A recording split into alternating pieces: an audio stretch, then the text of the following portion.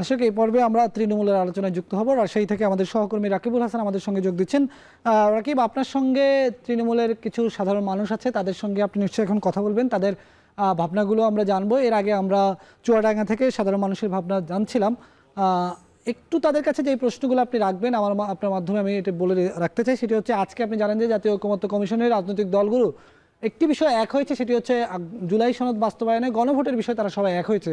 কিন্তু এই গণভোটের বিষয়ে এক হতে গিয়েও তারা নানা ধরনের এক এক দল এক এক ধরনের বাস্তবায়নের ব্যাপারে এক এক ধরনের মত দিয়েছেন, অর্থাৎ এক হয়েও এক হয়নি।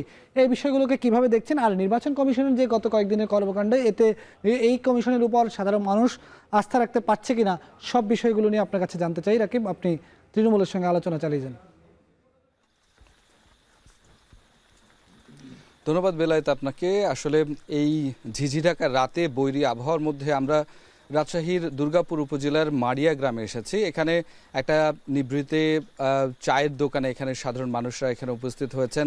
তারা নিজেরাই কথা বলছিলেন আসলে নির্বাচন কমিশন নিয়ে, নির্বাচন ব্যবস্থা নিয়ে, গণভোট নিয়ে, এবং এই যে 24-এর গণঅভ্যুত্থানের পরে আসলে তাদের মনের মধ্যে যে নানা বৈরিতার জন্ম হয়েছে আগামীর বাংলাদেশকে নিয়ে, সেগুলো নিয়ে আমরা একটু শুরুতেই কথা না বাড়িয়ে তাদের কথাই শুনতে চাই যে এই যে নির্বাচন কমিশন, কখন আসলে নির্বাচন কমিশনের ওপরে আস্থা থাকে এবং কোন সময় আসলে আস্থাহীনতায় ভোগেন সাধারণ মানুষরা। একটু আমার ঠিক বাদিকে আছেন এই গ্রামেরই একজন মানুষ, একটু জানতে চাই আপনার কাছে যে আসলে কোন সময়টা আসলে নির্বাচন কমিশনের উপরে আপনারা আস্থাবান হন, নির্বাচন কমিশনের প্রতি হতাশ হন এবং কি চান সেই প্রতিষ্ঠানটির কাছ থেকে।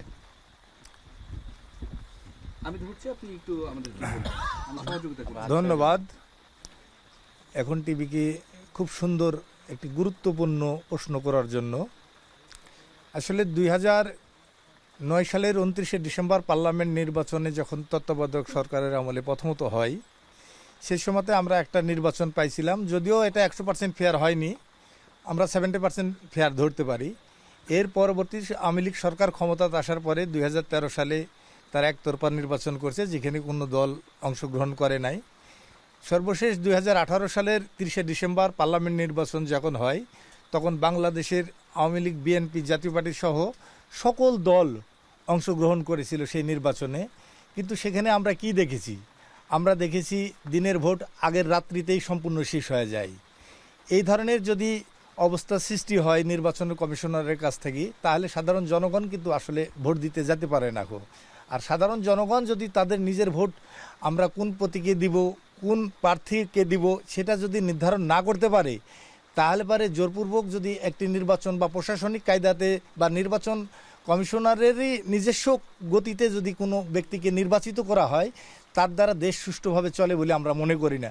যারই ফল ইতিমধ্যে আমরা দেখেছি। গত 5 তারিখে আওয়ামী লীগ সরকার বাংলাদেশ থেকে পালিয়ে চলে গেল। কেন চলে গেল? শুধু তারা অযোগ্য ব্যক্তিদেরকে প্রশাসনিক সহযোগিতাতে নির্বাচন করেছিল বলেই আজকে এই দেশের এই পরিস্থিতি। তাহলে আসলে নির্বাচন কমিশনকে আসলে কেমন হওয়া উচিত, কি মনে করছেন? ধন্যবাদ আপনাকে।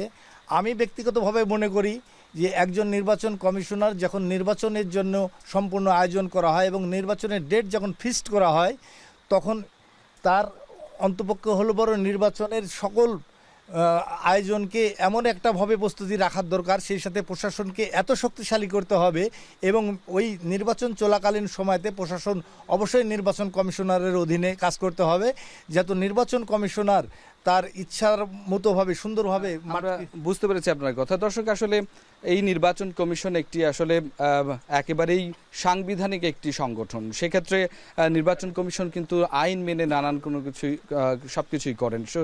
এমন কয়েকদিনের আমরা দেখলাম যে হচ্ছে আসলে একটি দলের প্রতীক বরাদ্দ নিয়ে নানা ধরনের ঘটনা ঘটলো এবং এই বিষয়টি নিয়েও সাধারণ মানুষের মধ্যেও কিন্তু আমরা নানা প্রতিক্রিয়া শুনেছি। একটু জানতে চাই যে আসলে এই যে প্রতীক বরাদ্দের ক্ষেত্রে কোনো দল আসলে যে প্রতীক চাচ্ছেন সেই প্রতীক পাচ্ছেন না, বা যে প্রতীকগুলো দেয়া হচ্ছে সেটা আমরা দেখেছি জাতীয় একটি নির্বাচনে, এটা আসলে কতটুকু সামঞ্জস্য থাকে, আপনারা কি ভাবছেন?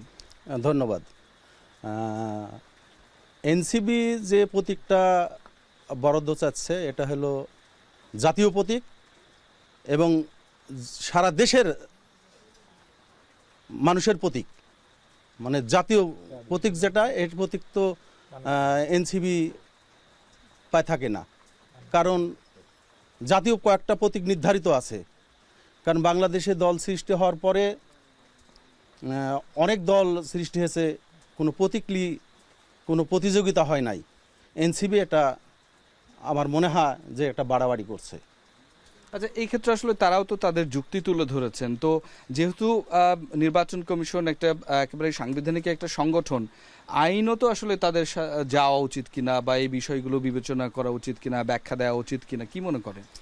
আসলে এনসিপি শুরুর থেকেই যে কাজগুলো করছে ওনারা সম্পূর্ণ মন গড়া করছে।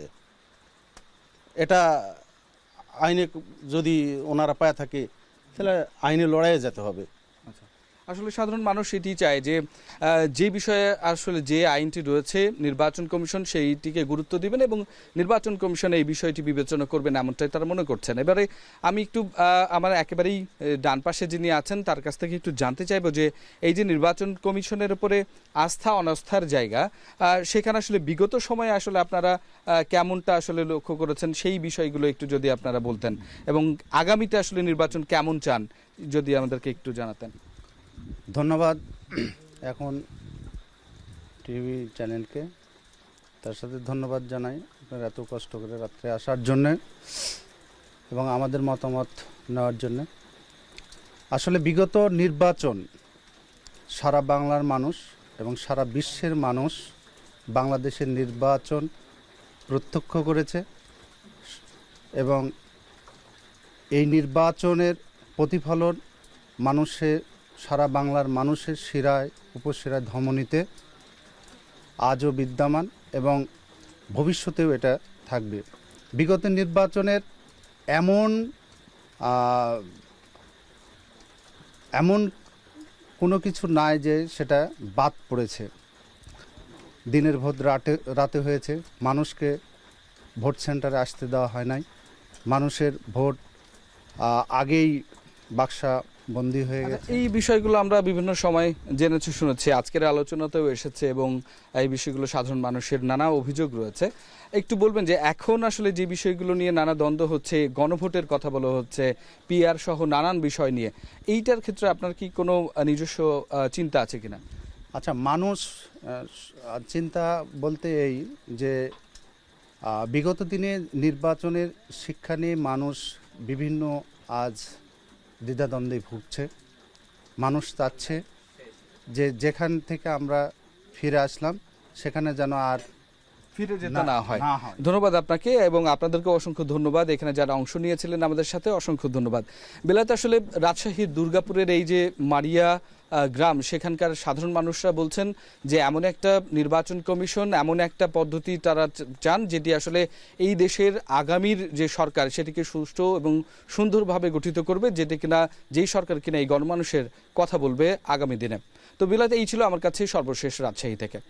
ধন্যবাদ রাকিবুল হাসান, আমাদের সঙ্গে যুক্ত হয়ে তৃণমূলের আলোচনা, তৃণমূলের মানুষের ভাবনার কথা আমাদেরকে জানাচ্ছিলেন। দর্শক,